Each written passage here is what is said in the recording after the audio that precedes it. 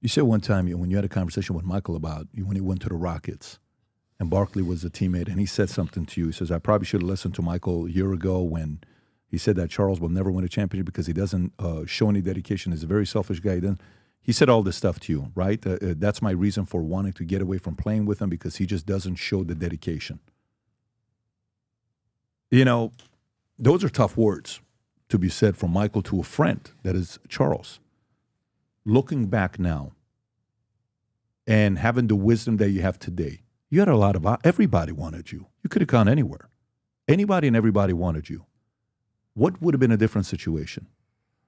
What do you look at where you said, well, I'm going to be honest that my options weren't that great. Really?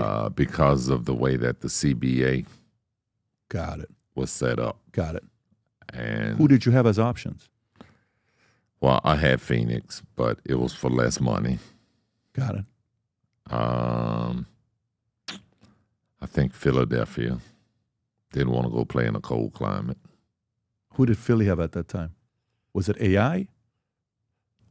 Was it still AI? Or was it? Yeah, it was AI. Yeah. Because it was tail end. So it would have been AI. Yeah. They had, well, he didn't have, he had Dikembe Mutombo, I think. I don't know if he had a left guard ready. I showed no interest. It was I definitely wanted to be in a warm climate. And I saw Houston as an opportunity for me really to play with two veteran guys and that we could, make something happen real quick.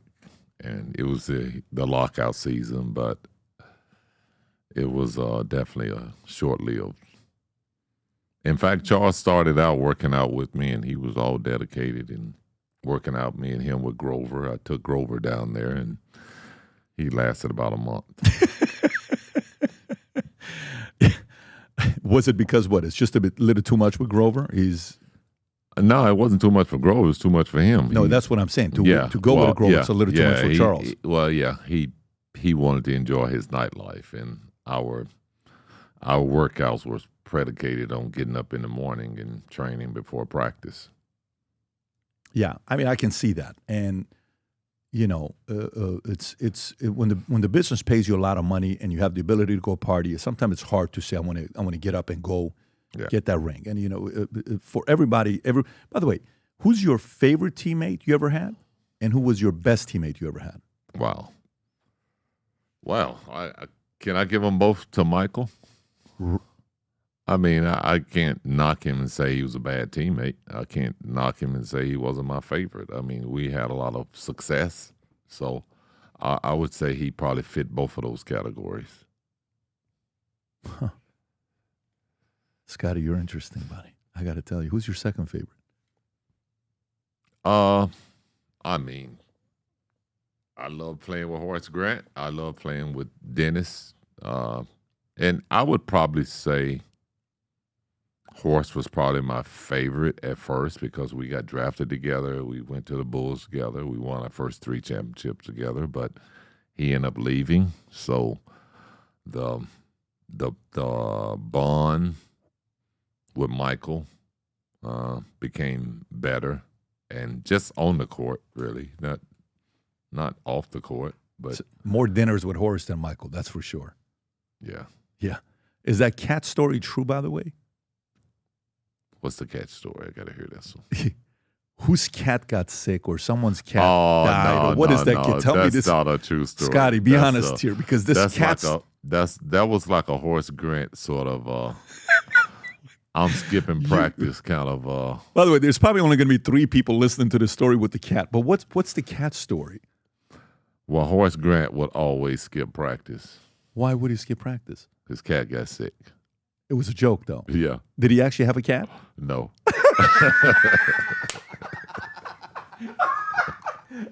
So who actually believed it? Was it like, is it a joke, or was he seriously? It he would say my like cat's a joke, but because NBA players, if you call in and say you're sick, the team can't do nothing but take your word, right?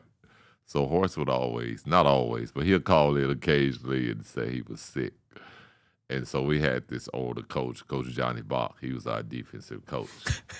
So he always would say, well, his cat got sick. Well, and it stuck. yeah. But in reality, he never got sick to say because of his cat. No. It was a joke that the coach made. Well, Yes, listen, exactly. that coach, that one little joke is still here. It's still 30 years relevant. later, Yes. 40 years later. Got to give him credit. Nowadays, more than ever, the brand you wear reflects and represents who you are. So for us, if you wear a Future Looks Bright hat or a Valuetainment gear, you're telling the world, I'm optimistic. I'm excited about what's going to be happening, but you're a free thinker. You question things. You like debate. And by the way, last year, 120,000 people got a piece of Future Looks Bright gear with Valuetainment. We have so many new things. The cufflinks are here. New Future Looks Bright. This is my favorite, the green one. Just yesterday, somebody placed an order for 100 of these. If you watch the PBD podcast, you got a bunch to choose from. White ones, black ones.